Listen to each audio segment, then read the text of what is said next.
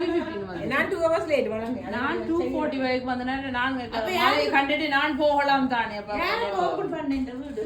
Open பண்ணி ராஜியும் நானும் அவர் சித்தப்பா ரவி டஸ்டி சித்தப்பா வந்தவரோ.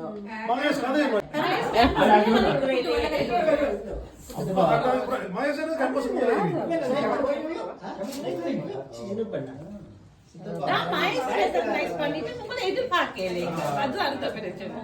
அவரும் பிகாம் செய்தோ.